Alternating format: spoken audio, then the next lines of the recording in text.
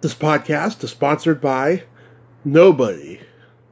Hey dudes, this is Betsy Baker, Linda from The Evil Dead, and you're listening to Tommy Throwback Kovac on Splat from the Past. We're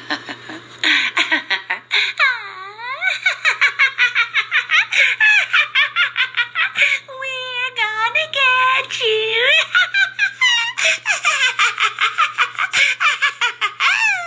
Hey dudes, welcome to Splat from the Past, the only 80s themed horror and sci-fi show where things can get totally radical. Now today, I will be welcoming Jared McVay.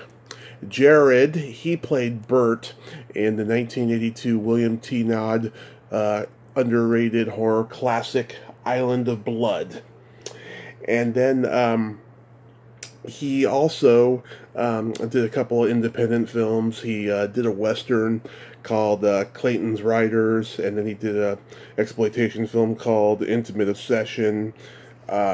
He has written a series of Western books called Clay Brentwood. They are Western novels. I haven't read them, but they are part of his life as well. And we're going to talk about all of that stuff today. And I can't wait. Island of Blood is such an underrated movie. A very underrated horror thriller from 1982. It came out right at the height of the slasher craze. It's a great movie. If you haven't seen it, it's very rare. I don't think it's on Blu-ray, but it's on VHS. If you can get a copy off of eBay, check it out. It's pretty entertaining. It's the 40th anniversary of that movie, and we are going to kick it off. So, here is my interview with Jared McVay. So, going back in time, did you gravitate toward acting early on in your childhood? I did, but a lot of things got in the way, like family, raising my family. Uh-huh. I worked at it basically as an amateur actor, just doing plays and theater and things like that. Plus, I put together a country and western bluegrass stage show that did warm-ups for people like Johnny Cash and like that. Right. I would come up the stairs through my desk. Mm-hmm. So I'm panting just a little bit. Sorry about that. It's okay. But, and it wasn't until 1978, I think it was, I was 38, when I decided to go quit my job and turn professional. Right. When you were a kid growing up, did you ever do, like, school plays and community theater? Oh, yeah. Always. Yeah. I did a lot of that. Yeah, so that's why I say I had quite a bit of experience, but it was mainly all in theater. I had done one non-union film that it was on a closed circuit Right. just outside of Wichita, Kansas, where I was living at the time, and they weren't allowing people in, and they were going to do this night shoot that I found out about. Right. So I climbed over the back fence and sneaked in and was set behind a tree. I wanted to see what was going on, how they did it. Right. And apparently this actor that was supposed to be playing the sheriff didn't show up. And they waited and waited, and they went through the lines with the other actor. Finally, the director was about ready to call it a wrap, and just close it, because he was really angry. And I got up and walked out there, and I said, "Hey, I can do this job." And he said, "Who the hell are you?" So anyway, I introduced myself, and he said, "Well, give me a try." And we went through it.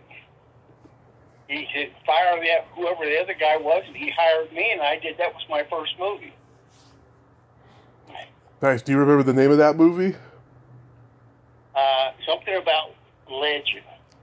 Okay. Something about ledge. Okay. Yeah, that was, but then about a year or so later, they were shooting a movie called Gypsy Ma, not far from where I lived. Right. And they needed someone to take a 10,000-foot free fall for Bert Lancaster. And that was you? Where they were doing air shows in the 30s. Yeah. And of course, they weren't going to let him jump out of an airplane. But dressed up in this suit and with the hood and a mask and everything on my face, you couldn't tell the difference. So anyway, I was hired, and Bert kind of took a shine to me and asked me why I wasn't in SAG. And I said, well, it's the old story. You can't audition unless you're in SAG, and you can't get in SAG unless you do a SAG movie. So he talked to the director, and the director wrote me in a small part as an airplane mechanic. And in lieu of getting paid, they paid my entry fee into SAG. So that's how I got into Screen Actors Guild. Wow, that's amazing. Yeah, John Frankenheimer directed the Gypsy Moth. Who was that? John Frankenheimer directed the Gypsy Moth. Yes. Yeah, I remember now, yeah. Yeah, what was he like? He was very friendly, very nice. I mean, I was only in the one scene as far as in one scene, and it had with, I think, 5 or 6 lines, which was what the minimum was to, I don't even think it's still in the film. But he gave me just that one scene, and when I finished, he said, "You did good, kid." That's nice. And I went about my way and got into SAG. So it was several years later before I ever even auditioned for another SAG film. And that was Centennial for Universal Pictures. I had moved from Wichita to Denver and got an agent. And within 2 weeks, got an audition for Centennial and won the role.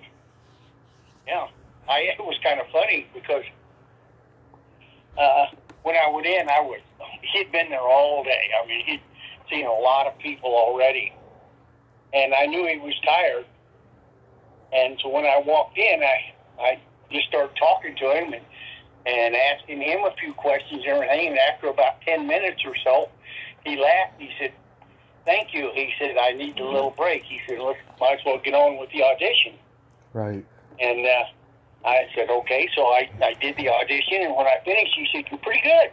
He said, "But let me ask you a question. Why should I hire you when I've seen some other guys who were pretty good too?" And I looked him straight in the face, and I said, "If you hire me, I'll make a star out of you." He laughed. He said, "Don't you think it's the other way around?" And I said, "No, it's serious." He said, "Well, how do you figure?" And I said, "I'll show up. I'll be there on time. I'll stay out of the way when I'm not needed, and I'll make you look good when I go in front of the camera." He said, "You're hired." So I found out early in my career that they don't always want to see an audition either. They want to see a performance. Right. Something as close as what they're going to see on the screen. And that's the way I treated it as a business. I enjoyed acting. I loved to be an actor. I loved doing the work. But getting the jobs was business. Right. And it's all completely different now. Like a story like that you couldn't hear nowadays because it's so different and much more corporate, the movie business nowadays. Is it? Well, I'm glad I'm retired then. Yeah. Yeah, you have to go through like 100 people now in order to get a role. It's crazy. It really is. I remember back at somewhere in the mid to 90s, mid-90s, I guess it was, late 90s. I was going for an audition, especially for a commercial, because I was doing a lot of commercials in those days. And they were telling me, he said, "You've got the job, but we have to go through the process. So right. Just know you have the job, but we still have to finish and go through the process because of SAG rules." So I understand that too, and I've had them call my agent or call me at home and tell me, he said, we want you for the role, but you have to come in and audition with everybody else. Right. So, yeah, that happens too. Oh yeah, that process still happens, and then sometimes somebody will go to an audition. They don't even have money for gas, but yet they borrow it, and then they go to the audition, and then sometimes they'll hear, "Oh, you're not auditioning today. You're auditioning next week." It's just really? it's a lot of headache. Oh yeah, actors go through that all the time, especially out in Los Angeles. Well, I lived in Los Angeles for 20 years, Mm-hmm. and fortunately, I never went through anything like that. That I had to come back, other than for a callback. Right. I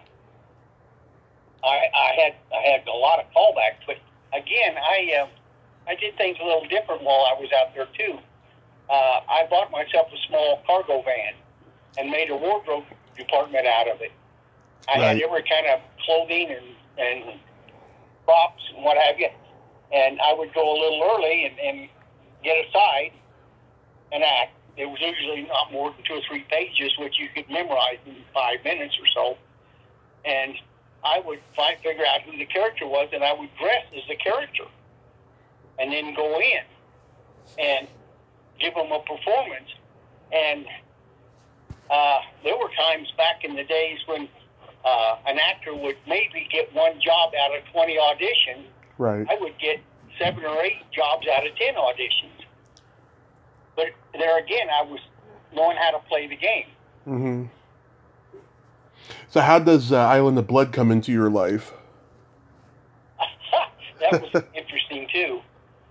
I had just finished doing I think it was a Budweiser commercial. Anyway, I was at home, and I was working on my motorcycle doing an oil change, and I got a call from Jimmy Williams, who was already cast in the film. Mm-hmm. And he said, he told me a little bit about it. He said, they're in dire need of a Bert. And he said, they haven't found anybody. He's thinking about going to New York or somewhere to try to find Bert. Right. He said, and he told me a little about him and his attitude, because he's not got the best attitude. And so I said, okay, sure. So I didn't even change clothes. I was still in my jeans, pair of cowboy boots, and a T-shirt. Mm-hmm.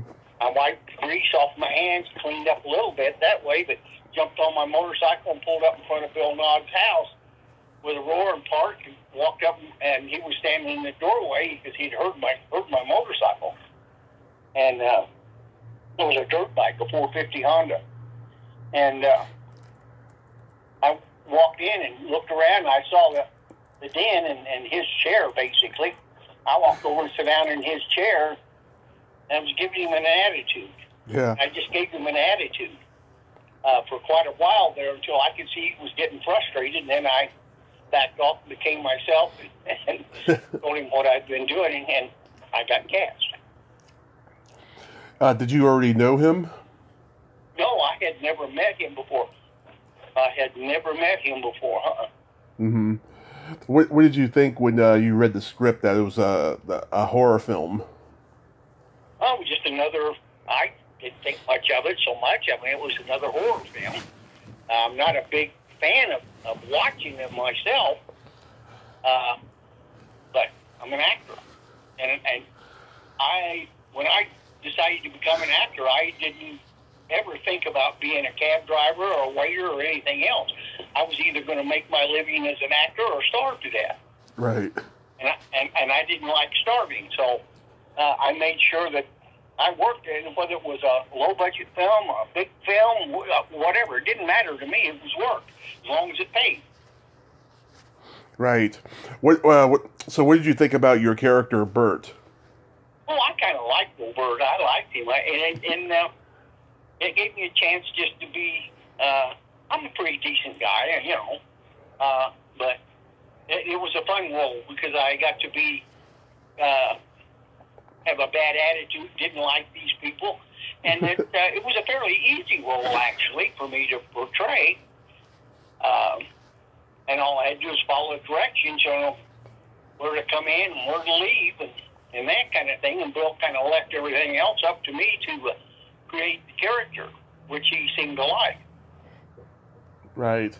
This was right at the height of the slasher craze, and during that time, most slasher films took place at a summer camp, but this is one of those rare films that took place on an island, and it was kind of a commentary on the movie business. And around the same time, there was a Canadian slasher film called Curtains, where John Vernon played a filmmaker who invites actresses to a ski resort cabin, and then a killer is on the loose. So it was like parallel thinking there. Yeah. Actually, when I first got the script, it was called Who Done It. Right. It was like, it went from Whodunit to, I think it was called Scared Alive, or at least the European version was called Scared Alive, to Island of Blood, which I think Island of Blood is a pretty decent title. It's memorable. That was interesting because, actually, Bill still owes me some money, but... He's gone. Anyway, beyond that, I hadn't seen or heard of the film, and it was sometime later, and I was at an after meeting. Mm-hmm. And one of the actors, a guy I knew, came up to me and said, "Hey, I just got back from Sweden." He'd been there shooting something, I don't remember what, but he said, "I was walking down the street and saw your picture on a billboard," and it was Scared Stiff, I think it was, or whatever it was, the title. And he said, "I went in and see the film just because I recognized you." So yeah. I didn't even know that, but it sold all over Europe pretty well, I guess. Yeah, it actually did pretty well on VHS. I don't know if it got that much of a theatrical run. Do you know? Did you see a screening of it? No, I never saw a screening of it. No. Bill up and disappeared on us. Oh, he did? Yeah, I went down during the time. The only thing I saw of the film was while he was editing. He had all the editing equipment set up in his house. And I went down and asked him if I could sit in because I wanted to learn more about that side of it, and of the business. And he said, "Sure." So he was very congenial and let me come in, and I sat and watched him edit some of the scenes. I didn't see any of the scenes I was in that he was editing at the time. Right. And then the next time I went down, I tried calling, and I got no answer, so I went by his house, and it was empty. Wow, that's crazy. He was gone. That's why I say he still owes me some money.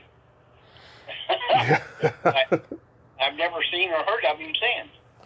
Yeah, like I said in email, I reached out to him on his website, through email, and his wife responded and said that he passed in 2019, and I thought that was odd. That really? It was, yeah, it said it wasn't on the internet. I thought that was pretty odd.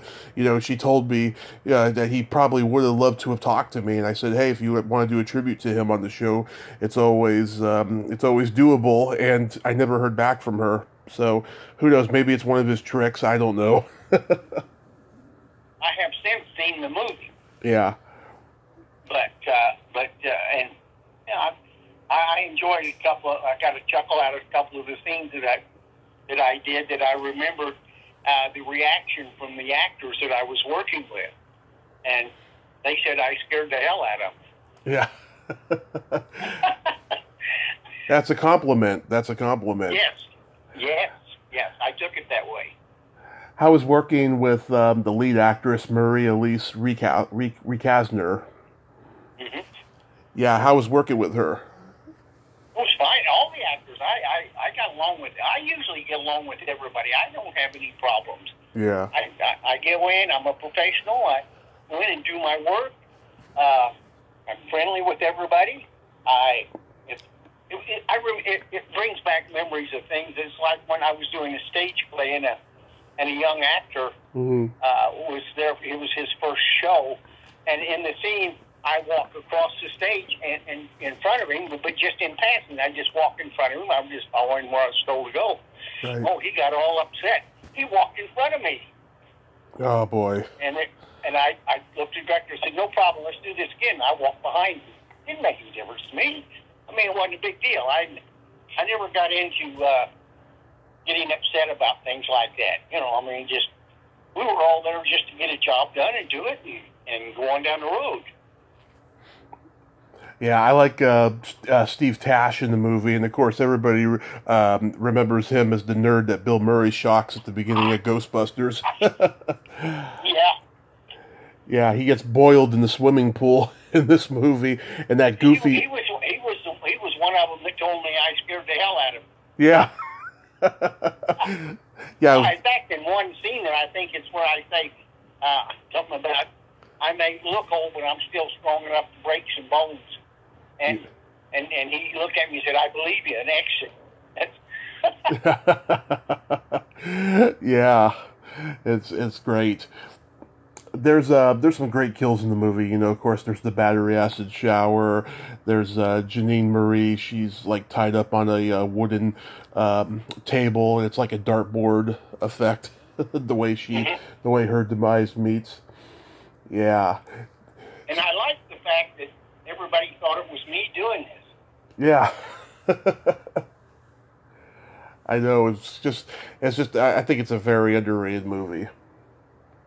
It was fun to make. It really was. I enjoyed it. But I enjoyed the cast, too, you know, so, and I got to create a lot of the character myself without a whole lot of direction from Bill. Mm-hmm. They'll just kind of let me run with the character, which, in several of my films, I've had that luxury, and I like that. As a director, was he good like that? Like he would just give everyone freedom? Oh, I don't know about the others. I can't speak for them, but I know he would come and talk to me before a scene. He said, "Here's what I'd like to see."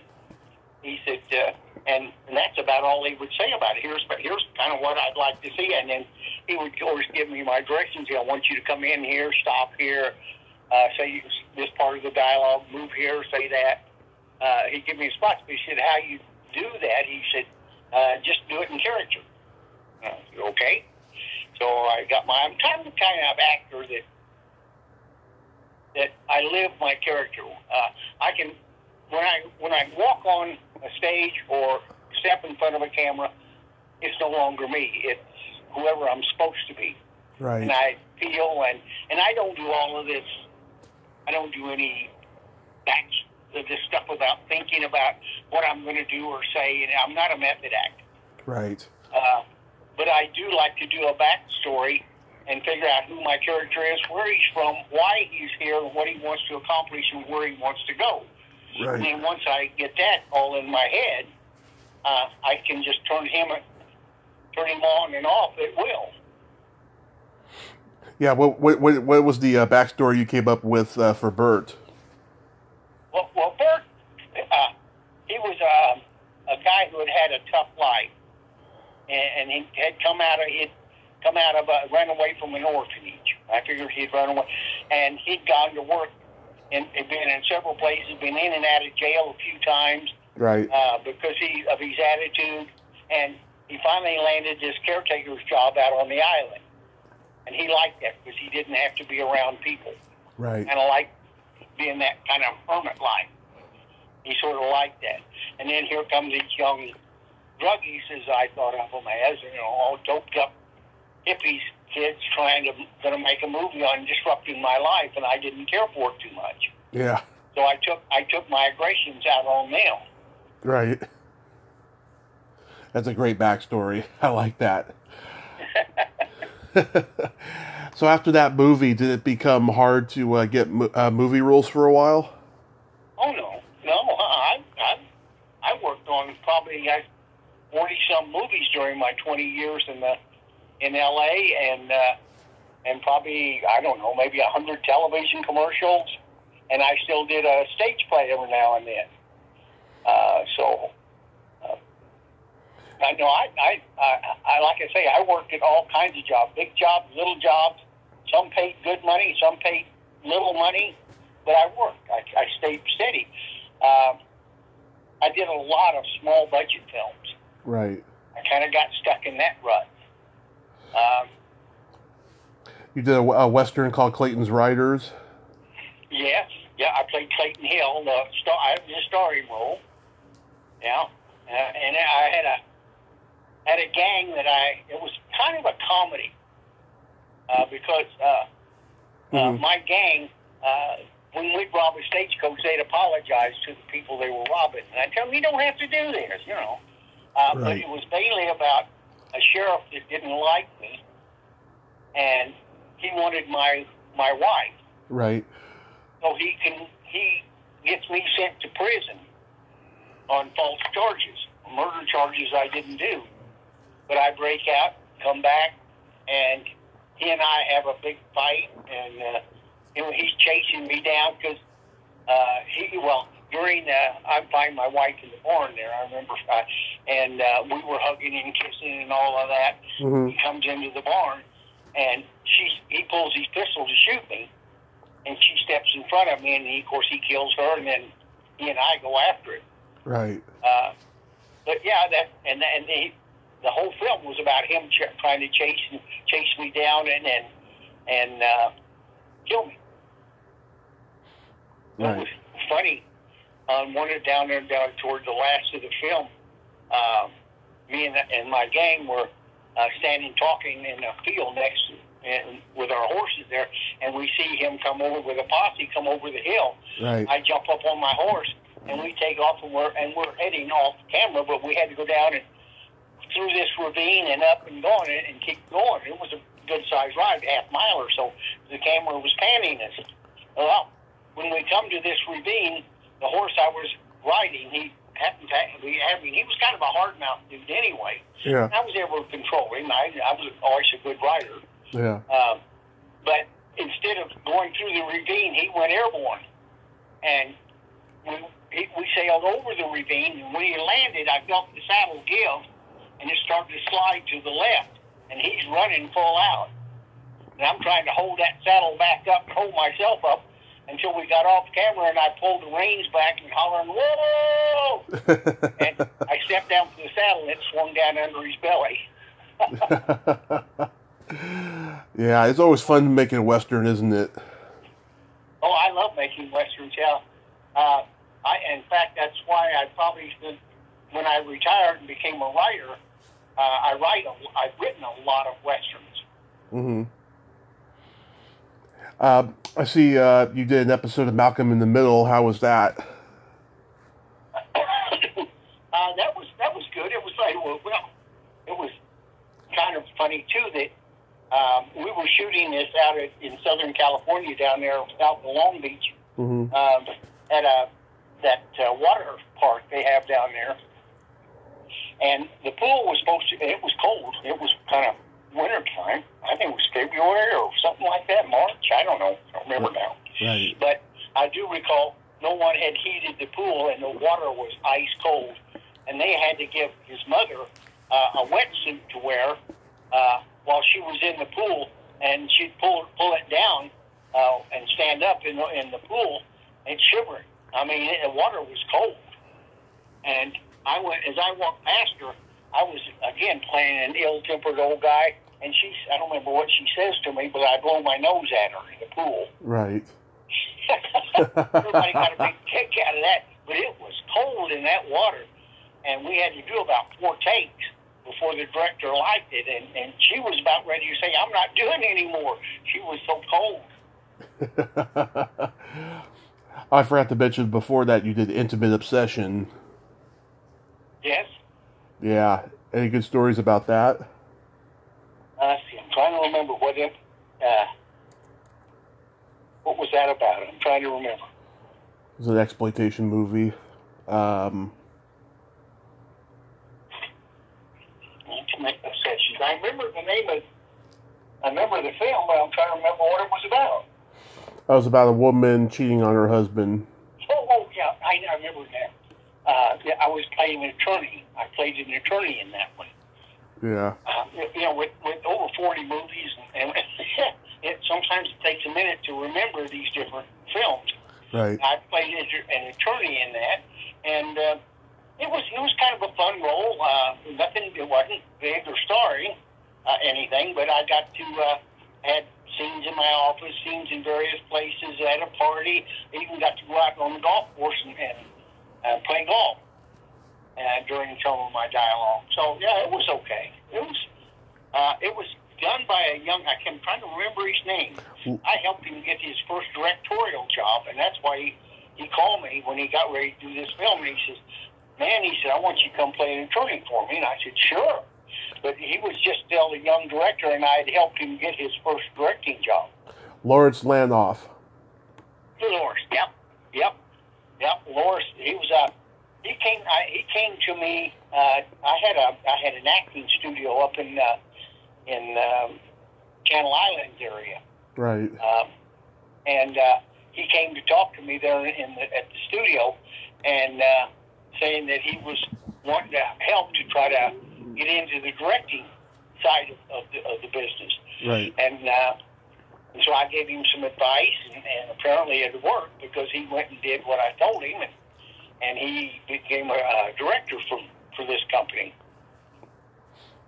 Now, you mentioned an email about Lynch Mob. I haven't seen this one. Tell me about it.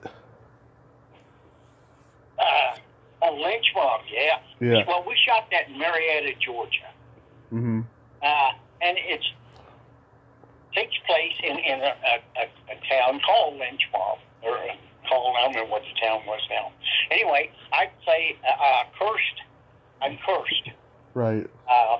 By an old black woman. I'm over 100 and some years old, close to 200 years old. But I have never aged. I'm the same age. Right. I was cursed by a black woman slave when we hung her back in the whatever. And it's now modern day, and I'm still cursed, and I run a restaurant. And I go out, and it's like I go out along the highway, and if I see a hitchhiker, I run over them and kill them. Then I bring them, put them in a truck, bring them back, cut them up, and serve them to the people that come into my restaurant to eat.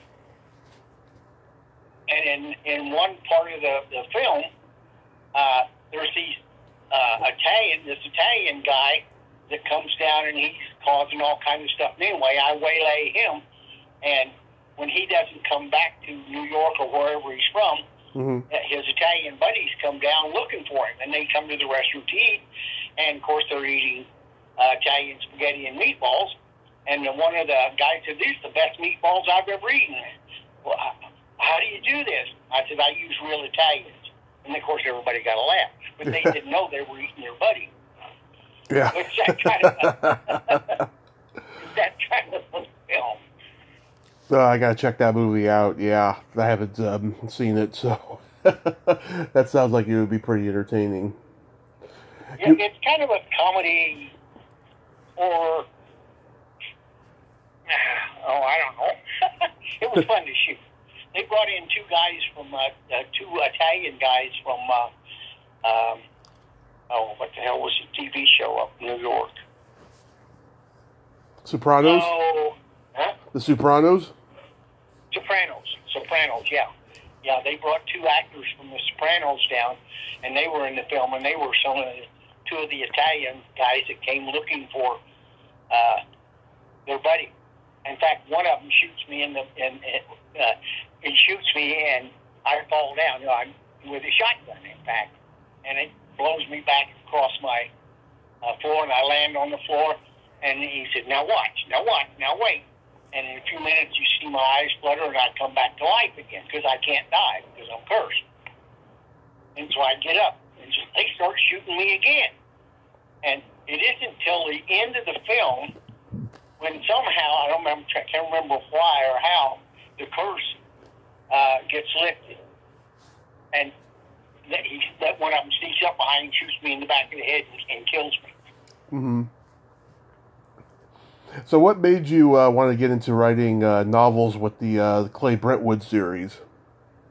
Well, of course, I was doing pretty well there in Hollywood, but the lady I was married to at the time came down with a rare blood disorder, and they gave her less than a year to live, and said, living in L.A. is way too stressful. If you can, move somewhere else. So we had a small RV, so we sold everything we didn't want, packed up, and just hit the road, headed east. And she said, where are we going? I said, I don't know. Wherever you find a place that you like, that's where we'll settle down. 3.5 months later, we wound up in South Carolina in the upstate, in a little small town of 1,200. And it was a blessing. she lived another 10.5 years. Oh, wow. I had gone to Atlanta and picked up an agent there, and that's where I did this Lynch Mob and a couple other movies. Mm-hmm. But then I did another one for Turner Broadcast, a movie called Step for Adult Swim, mm-hmm. where I play a he-she demon. Mm-hmm. Yeah. And anyway, I was getting, it was a 100-mile drive just back from where we lived to Atlanta. And I just got tired of the drive, and I had written a ton of short stories. And my wife told me, she said, why don't you just write a book? You love to write. And I did. I used to ghostwrite for screenplays, too. And so I sat down and I wrote a Western. And it turned out it won a Laramie Award. Then I wrote historical fiction, and it won a Chaucer Award. So then I wrote an action adventure, and it won 2 awards. By now, she had passed away, and I decided to come from South Carolina back to Washington. Mm-hmm. My oldest daughter lived there. And I didn't know what I was going to do. And I enjoy writing. So I happened to be asked to go to Hico, Texas for a book. Right. I mean, for my books that I had. And I met a publisher there, and I had several. Once you start winning a few awards, publishers start sending you contracts, and I hadn't liked any of the contracts I had. And this guy asked me, he was a small publisher, or medium, and he said, I'll send you a contract. And he said, look it over. If you don't like it, he said, make changes and send it back, and maybe we can talk. Well, I got back to Washington, and he sent it. I made 7 changes and sent it back to him. He said, okay, we got a deal. He's been my publisher ever since. Mm-hmm. And he said, how about writing a Western series? And I said, okay. So that's when I sat down and started writing the Clay Brentwood series, which is still doing very, very well. It's a 10-book series, but I have 20-some books out there now of several different genres. Wow. How many have you written? I think 27. Wow. Now, I'm just finishing back. Tomorrow I'll be sending off my next, it's apocalyptic. I'll be sending off my newest book. But I just came out a month ago with a book called Chasing the Next Sunrise, which is a whole different genre over there. So, I'm now starting, my publisher told me that Amazon is wanting to put short stories up on the market. So he asked me to write a series of Western stories about the same guy, another series, but in short story form, 5,000 words apiece. So I've already sent 2 of those in, and I'm halfway through short story number 3. So I write every day. Yeah, you're an instinctive writer. Well, again, it's like being an actor. If I'm going to do this, I want to make a living. Absolutely. That's the bottom line, and so far it's worked out good. You mentioned at the beginning of the show that you worked with Johnny Cash. What did you do with him again? I was just part of the warm-up band for his show. Right. Minnie Pearl and I don't know if you know who Minnie Pearl is. Oh, I do. She and I became close friends with her and her husband. And I worked with Johnny several shows, and there were several times that he's a big dude, and we loved him back and poured coffee into him, get him sober enough to get out on stage, and that was before he became the Man in Black. Right. What instrument did you play? Oh, I didn't play any instrument. I did the MC and stand-up comedy. Oh, okay. Sig and Wiggins family usually were my backup, and I did silly songs like, now, me and Liz is out on our first date, and we were sitting at a red light. I happened to wait. This old boy walked up with a big cocky grin and just opened the car door and got right in, and I thought, well, what kind of deal is this? No. So I did those kind of comedy songs. Yeah.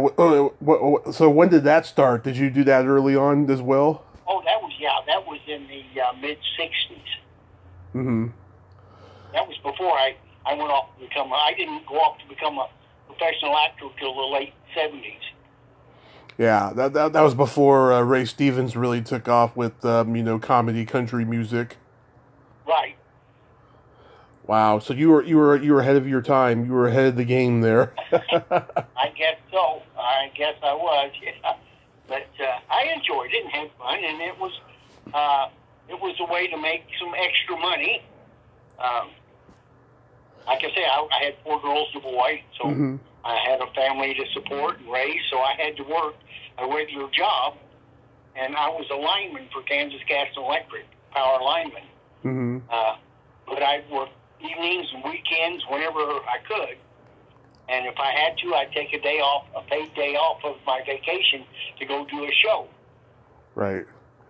Did you just stay in touch with Minnie Pearl and Johnny Cash until they died? No, I didn't. No, when I left and moved to Denver, I just kind of broke all ties. I just went a different direction. I was just trying to get into the movie business and make a living. Wow, that is amazing, though, that you got to have that time with them. And I want to thank you so much for coming on today. Again, I'm sorry about the time. I've just been all confused. But I hope your series, keeps becoming successful, and that you have a happy new year, and stay safe out there with this COVID nonsense. I will, and thank you very, very much for having me on your show. I hope I gave you what you were looking for. Oh, you gave great stories. I appreciate it so much. All right, and you have a wonderful year, and I'll keep my prayers out that you don't have the COVID. Thank you so much. Okay, bye-bye. Bye-bye. Well, there you have it. Jared McVay. Ain't he a cool dude? Oh, what a great man.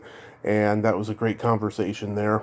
And yeah, I got the time all messed up and stuff because I've been a little under the weather the last couple of days. I don't think I have COVID, but we shall see. Well, until next time, this is Tommy Throwback Kovac saying there's no shame in living in the past because the present sucks. Later, dudes.